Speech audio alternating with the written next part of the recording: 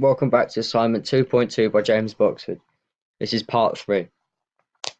In this video, I'll be analysing 3 performances at steady state exercise and describing them. First of all, I'll be describing the heart rate. According to the normative data tables, all 3 of the results don't match up with what I predicted. This is because the normative data suggested that there would be a steady increase of the heart rate and then a plateau from 3 to 20 minutes. However, when you look at the data I collected, you can clearly see that there is no steady increase of the heart rate. Instead, there is a decrease in the majority of the results. However, the plateau only really occurs in Rachel's results, and this is still not a perfect plateau because it is consistently rising. In addition, it occurs at a heart rate of roughly 180 beats per minute, and this is considerably higher than what I predicted my client to be working at. I thought that she would be working aerobically and her heart rate should not exceed 157 beats per minute. However, you can clearly see that she was definitely working anaerobically because her heart rate was consistently over 170 beats per minute. My client 2 results, Luke, has an arguable plateau here. However, you can also say that he wasn't working aerobically and wasn't working at a steady state because there is a constant increase after about 11 minutes. However, there is a stable plateau also at 11 minutes. Because of this small plateau, you could argue that he fits in sort of with the normative data results. However, he was working above his aerobic training zone because his heart rate didn't drop below 165 beats per minute. Finally, my third client, Billy. His results do not fit in with the normative data at all. This is because his results are very erratic. This means they go up and down and fluctuate a lot. And there is no clear plateau involved in his results. This could be because of many different reasons, but it's most likely the equipment wasn't working correctly. So most likely his group have told him to either work harder or take it easier. And because of this, the results fluctuate. Faulty equipment can cause this because when there's a lot of when the equipment doesn't work correctly, you get false readings. Billy's data could be regarded as an anomaly. An anomaly is when something doesn't fit in with what you expect and is miles outside of the furthest outliers you predict. And this is due to the difference in the normative data that we've collected from Billy's results. Cardiovascular analysis. To measure the heart rate, I used a heart rate monitor and a Fitbit to ensure the results are accurate. I used two different methods of measuring heart rate just to ensure that results are accurate because the last thing I'd want is my results to be not right. According to the normative data, the heart rate should steadily increase and then plateau after roughly 3 minutes and then gradually drop off after exercise is finished. This would be a gentle slope rather than a sharp decrease. I discovered that there was an average decrease of 8 beats per minute across the 3 clients I tested. This is due to Rachel's decrease in heart rate at the start of exercise. I believe that the equipment may have been faulty, which has led to the results that I've gained. Because of this, the clients may have been told to work harder or ease off the pedals. This means they're working in the wrong target zone, which would impact the results. I predicted that they'd be working at 50 to 75% of their maximum heart rate. However, they probably were working harder. During the middle stages, which is 3 to 20 minutes of the steady state exercise, there was an average increase of 45 beats per minute. This shows that there wasn't a plateau, which shows that the clients hadn't reached a target training zone which I predicted they should be working in. Rachel substantially exceeded the target zone along with Luke and Billy. This again could be due to the equipment being faulty. However, if you look at other data such as lactate levels, you can clearly see that not much lactic acid was being produced, so they must be working aerobically. This is considerably different to what I predicted in my hypothesis, because I didn't expect a decrease to occur. The breathing rate. According to the normative data tables, these results do not match up with what I thought would happen. Normative data suggests an increase at 3 minutes and then a plateau up to 20 minutes and then a steady decrease. What my results show is sort of that. However, 2 clients completely had totally different results. The most reliable set of data comes from Billy. This is because there is a sort of plateau here from around 10 minutes to 14 minutes. However, it is still increasing, so it is not a proper plateau.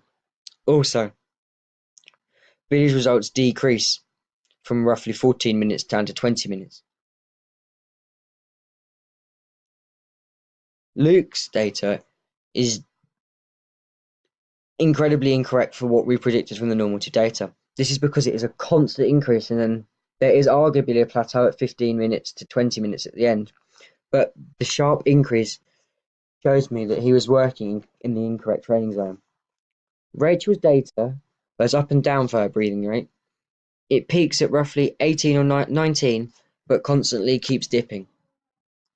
There is an almost plateau from 13 minutes to 19 minutes here. However, it does go up consistently. This is definitely not what I predicted for the breathing rate to happen. Respiratory analysis. To measure the breathing rate, I observed my client's chest as they breathed and even asked them to express every breath by moving their mouth more. According to the normative data, the breathing rate should increase and then plateau at around 3 minutes until the exercise is finished at 20 minutes. At the beginning, there was an average increase of 15 breaths per minute. This is because exercise has started, so the body must react to the demand of oxygen from the muscles. From minutes 10 to 18, there was a decrease of 5 breaths per minute. And that is because the clients were probably most likely tired, and the body is reacting to that. However, as it was steady state, they should not have been feeling a level of fatigue. Billy was an anomaly because his results were considerably higher than the others for breathing rate. However, he did have more of a plateau than the others, but he was working. I'll go back to the slide here and show you. He was working at roughly 60 breaths per minute, and this is really high and shows he was in the incorrect training zone. Rate of perceived exertion, or RPE. The RPE, or Borg scale, is a way of a client describing how hard they feel they are working. And as you can see here, for Rachel, her RPE never exceeded 13. Whereas if you look at her heart rate, it shows that her heart rate was up at 180. And this does not show that the Borg scale does not show her that. This could be down to faulty equipment, and the faulty equipment may have said she was working harder than she was. Billy's RPE is consistent with what we expect for steady state exercise. This is because it doesn't really peak much higher than 16. He may have been working a bit harder than he should have been due to his heart rate being at a highest of 180. But he does have a consistent Borg scale throughout the minutes.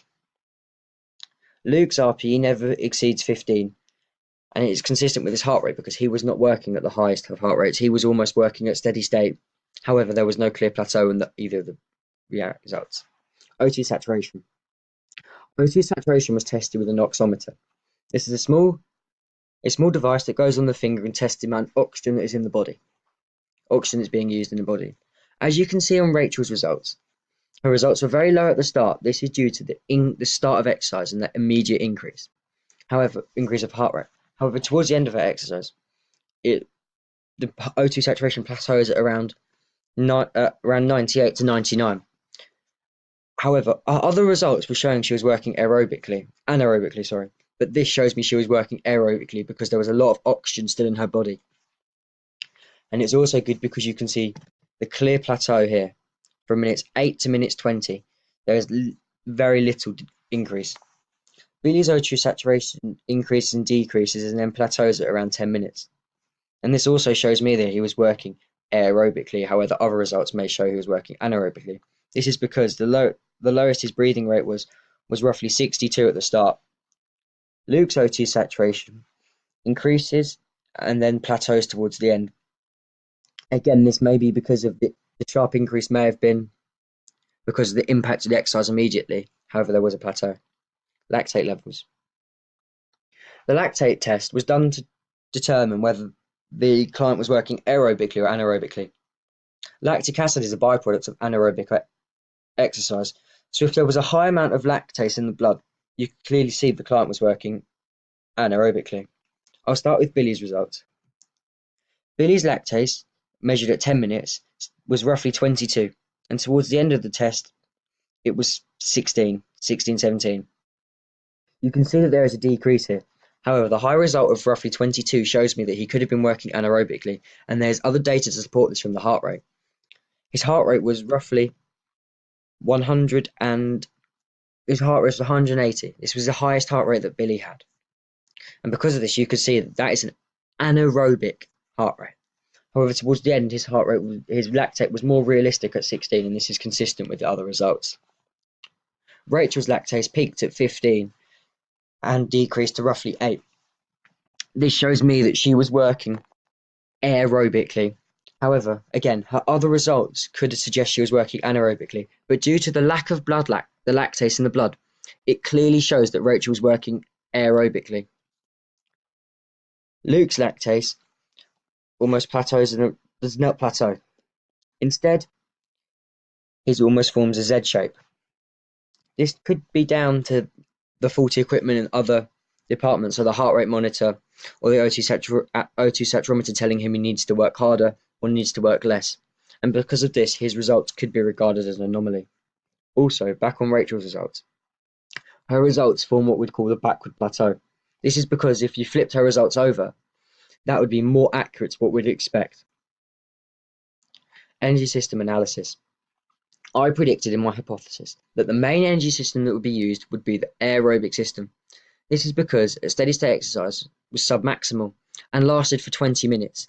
An anaerobic exercise cannot last for that long and is maximal compared to submaximal. I used a blood lactate monitor to test the amount of lactic acid that was in the blood of my client, and I used an O2 oximeter to measure how much oxygen was in the body.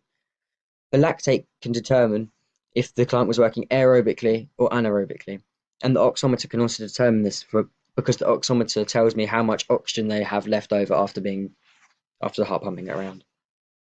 Lactic acid is a toxic byproduct of anaerobic exercise, and if there was a lot of this, then it would have been clear to me that my clients were working in the wrong training zone because they'd have been working anaerobically.